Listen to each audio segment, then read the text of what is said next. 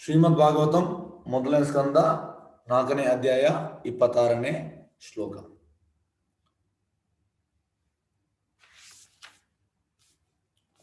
ಏವಂ ಪ್ರವೃತ್ತಸ್ಯ ಸದಾ ಭೂತಾನಾಂ ಶ್ರೇಯಸಿ ದ್ವಿಜ ಸರ್ವಾತ್ಮಕೇನ ಅಪಿ ಯದಾ ನ ಅತುಷ್ಯತ್ ಹೃದಯಂ ತಥಾ. ಅನುವಾದ: ಏ ದ್ವಿಜ ಬ್ರಾಹ್ಮಣರೇ, ಜನತೆಗೆ ಸಮಗ್ರ ಕಾರ್ಯದಲ್ಲಿ ತನ್ನನ್ನು ತೊಡಗಿಸಿಕೊಂಡಿದ್ದರೂ ಆತನ ಮನಸ್ಸು ಇನ್ನೂ ತೃಪ್ತಿ ಪಡೆದಿರಲಿಲ್ಲ. ನೋಡಿ, ಈ ವೇದವ್ಯಾಸರು ಈಗ ಪೊಲಿಟಿಷಿಯನ್ ಅವರೆಲ್ಲ ಹೇಳ್ತಾರೆ, ನಾವು ಜನರ ಸೇವೆ ಹೇಳ್ತಾರೆ. ಅದು ತಪ್ಪು. ಜನರ ಸೇವೆ ಮಾಡಿದ್ರೆ ಜನರ ಸೇವೆ ಆಗುವುದಿಲ್ಲ. ಇದು ಅವರ ಟೋಟಲಿ ತಪ್ಪು ಫಿಲಾಸಫಿ. ಹಾಗಾಗಿ ಅವರು ಹೇಳುವಂಥದ್ದು, ನಾವು ಪ್ರಜೆಗಳ ಸಮಗ್ರ ಕಲ್ಯಾಣದಗೋಸ್ಕರ ನಾವು ಇರುವವರು, ಪೊಲಿಟಿಷಿಯನ್ಸ್ ಇರುವವರು, ರಾಜಕಾರಣಿಗಳು. ಇಲ್ಲಿ ನೋಡಿ, ಪ್ರಭುಪಾದ ಹೇಳ್ತಾರೆ, ನಿಜವಾದ ಸಮಗ್ರ ಕಲ್ಯಾಣ ಅಂದ್ರೆ ಇನ್ನೊಬ್ಬನೇ ಕೃಷ್ಣ ಪ್ರಜೆ ಕೊಡುವಂಥದ್ದು. ಇಲ್ಲಿ ವೇದವ್ಯಾಸರು ಜನತೆಗೆ ಬೇಕಾದ ಸಮಗ್ರ ಕಲ್ಯಾಣಕ್ಕೆ ತೊಡಗಿಸಿಕೊಂಡರು. ಯಾಕೆಂದ್ರೆ ಈ ವೇದಗಳು ಹೇಗೆಂದ್ರೆ ನಮ್ಮನ್ನು ಸ್ವರ್ಗಲೋಕಕ್ಕೆ ಹೇಗೆ ಹೋಗುವುದು, ಒಳ್ಳೇದು ಹೇಗೆ ಮಾಡೋದು ಅದನ್ನು ತಿಳಿಸ್ತದೆ. ಹಾಗಾಗಿ ಅವರಿಗೆ ಸಮಗ್ರ ಕಲ್ಯಾಣ ಬೇಕಿತ್ತು. ಹಾಗಾಗಿ ಅವರು ತೊಡಗಿಸಿದರು. ಆತನ ಮನಸ್ಸು ಇನ್ನೂ ತೃಪ್ತಿ ಪಡೆಯಲಿಲ್ಲ, ಆದರೆ ಅವರಿಗೆ ತೃಪ್ತಿ ಪಡೆಯಲಿಲ್ಲ. ಇದು ನಾವು ತಿಳಿಬೇಕು.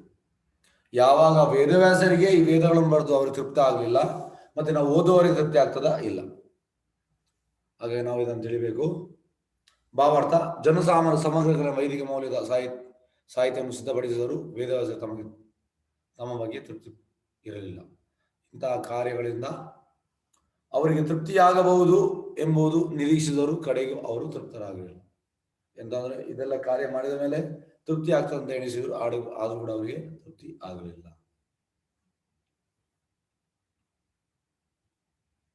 ಇಪ್ಪತ್ತೇಳನೇದು ಶ್ಲೋಕ.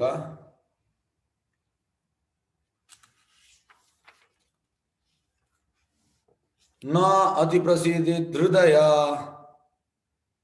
ಸರಸ್ವತ್ಯಾ ತಟೆ ಶುಚೌ ವಿತರ್ಕಯನ್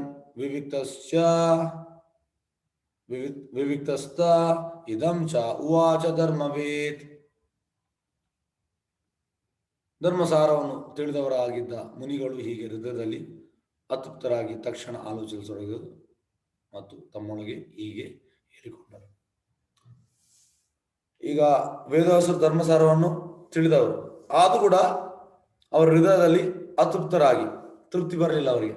ಇಷ್ಟೆಲ್ಲ ಪಡೆದು ಎಂತ 17 ಪುರಾಣ, ಅದರಲ್ಲಿ 6 ರಾಜಸಿಕ, 6 ತಾಮಸಿಕ, 5 ಸಾತ್ವಿಕ, ಮತ್ತೆ ಈ ವೇದಗಳು 4 ವೇದಗಳು, ಉಪನಿಷತ್, ಮತ್ತೆಲ್ಲ ಪುರಾಣ ಬರೆದು ಕೂಡ ಅವರಿಗೆ ಆತ್ಮತೃಪ್ತಿ ಆಗಲಿಲ್ಲ.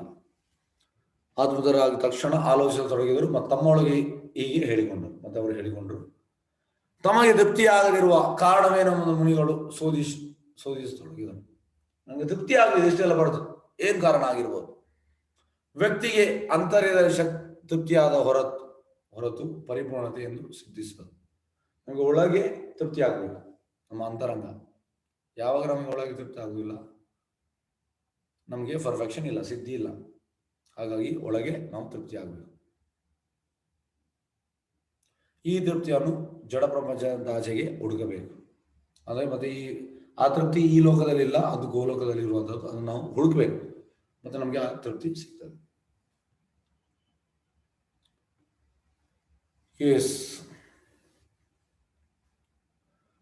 ಧೃತವ್ರತೇನ ಹಿ ಮಯ ಛಂದಾಂಸಿ ಗುರವೋ ಅಗ್ನಯ ಮಾನಿತ ನಿರ್ವ್ಯಾಲಿಕೇನ ಕ್ರೀತಂ ಚ ಅನುಶಾಸನಂ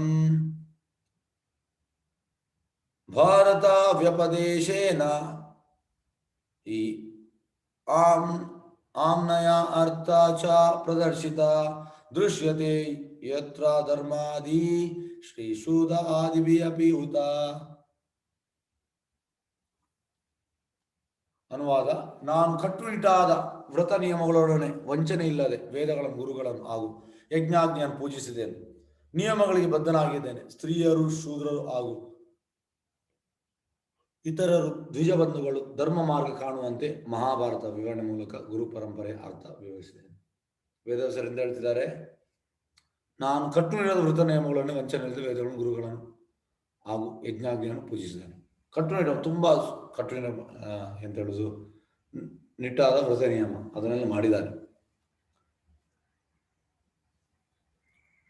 ವಂಚನೆ ಇಲ್ಲದೆ ವೇದಗಳನ್ನು ಗುರುಗಳನ್ನು ಹಾಗೂ ಯಜ್ಞಾಗಿಯನ್ನು ಪೂಜಿಸಿದ್ದೇನೆ.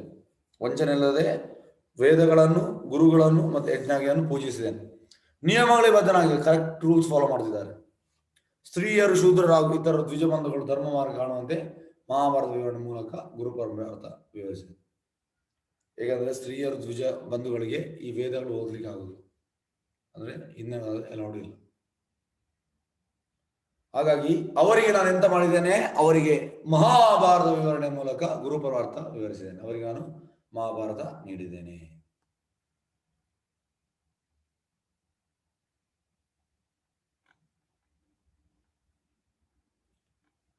ಮಹಾಭಾರತ ಬೈಸಿದ್ರೆ ಸಿ ಭಕ್ತಿ ಸ್ವಾಮಿ ಶೀಲ ಪ್ರಭುಪಾದ್ ಕಿ ಜೈ. ಕಟ್ಟುನಿಟ್ಟಾದ ವ್ರತ ನಿಯಮಗಳನ್ನು ಆಚರಿಸದೆ ಆ ಗುರುಪರಂಪರೆ ಇಲ್ಲದ ವೇದಗಳನ್ನು ಅರ್ಥವನ್ನು ಯಾರು ತಿಳಿದುಕೊಳ್ಳಲಾರರು. ಎಸ್, ಕಟ್ಟುನಿಟ್ಟಾದ ವೃತ ನಿಯಮ ನೋಡಿ, ನಾವು ಸ್ವಲ್ಪ ತಪಸ್ಸು ಮಾಡಬೇಕು. ತಪಸ್ಸು ಮಾಡದೆ ಮತ್ತೆ ಆಚರಿಸಿ ಆ ಗುರುಪರಂಪರೆ ಇಲ್ಲದೆ, ಹೆಚ್ಚಿನ ಸಂಸ್ಥೆಗಳು ಗುರುಪರಂಪರೆ ಇಲ್ಲ, ಗುರುಪರಂಪರೆ ಬೇಕು. ವೇದಗಳ ಅರ್ಥವನ್ನು ಯಾರು ತಿಳಿದುಕೊಳ್ಳಲಾರರು, ಕರೆಕ್ಟ್ ಆದ ಅರ್ಥ ಯಾರಿಗೂ ಅರ್ಥವಾಗುವುದು. ಅದಕ್ಕೆ ನಾವು ಸ್ವಲ್ಪ ತಪಸ್ಸು ಮಾಡಬೇಕು ಮತ್ತೆ ಗುರುಪರಂಪರೆ ಫಾಲೋ ಮಾಡಬೇಕು. ಅಪೇಕ್ಷಿತ ವಿದ್ಯಾರ್ಥಿಯು ವೇದಗಳನ್ನು ಗುರುಗಳನ್ನು ಹಾಗೂ ಯಜ್ಞಾಗ್ನಿಯನ್ನು ಪೂಜಿಸಬೇಕು. ವಿದ್ಯಾರ್ಥಿ ಎಂತ ಮಾಡಬೇಕು, ವೇದಗಳನ್ನು ಗುರುಗಳನ್ನು ಹಾಗೂ ಯಜ್ಞಾಗ್ನಿಯನ್ನು ಪೂಜಿಸಬೇಕು. ಸ್ತ್ರೀ ವರ್ಗ, ಕಾರ್ಮಿಕ ವರ್ಗ ಹಾಗೂ ಬ್ರಾಹ್ಮಣ, ಕ್ಷತ್ರಿಯ ಮತ್ತು ವೈಶ್ಯ ಕುಟುಂಬಗಳ ಅನರ್ಹ ವ್ಯಕ್ತಿಗಳಿಗೆ ತಿಳಿಯುವಂತೆ ವೇದಜ್ಞಾನದ ಎಲ್ಲ ಜಟಿಲತೆಗಳನ್ನು ಮಹಾಭಾರತದಲ್ಲಿ ಕ್ರಮಬದ್ಧವಾಗಿ ನಿರೂಪಿಸಿದೆ. ಎಲ್ಲರೂ ಈ ಎಲ್ಲ 4 ವರ್ಣ ಬ್ರಾಹ್ಮಣ, ಕ್ಷತ್ರಿಯ, ವೈಶ್ಯ, ಶೂದ್ರ ಅವರಿಗೆ ಅರ್ಥ ಆಗುವ ಹಾಗೆ ಕ್ರಮಬದ್ಧ ಸ್ಥಿತಿಯಲ್ಲಿ ಮಹಾಭಾರತದಲ್ಲಿ ಇದನ್ನು ನಿರೂಪಿಸಿದೆ. ಈ ಯುಗದಲ್ಲಿ ಮಹಾಭಾರತ ಮೂಲ ವೇದಾಂತಗಳಿಂದ ಹೆಚ್ಚು ಅಗತ್ಯವಾದದ್ದು. ನೋಡಿ, ವೇದಕ್ಕಿಂತ ಈ ಮಹಾಭಾರತ ಹೆಚ್ಚು ಅಗತ್ಯವಾದಂತ ಹೇಳ್ತಾರೆ. ಎಸ್, ಹರೇ ಕೃಷ್ಣ. ವಂಚಕಲ್ಪತರುಭ್ಯಶ್ಚ ಕೃಪಾ ಸಿಂಧುಭ್ಯೋ ವೈಶಪತ್ತನಾಂ ಪಾವನೇಭ್ಯೋ ವೈಷ್ಣವೇಭ್ಯೋ ನಮೋ ನಮಃ. ಅನಂತ ಕೋಟಿ ವೈಷ್ಣವಂದಿಕೆ ಜಯ. ನಾಮಾಚಾರ್ಯ ಶ್ರೀ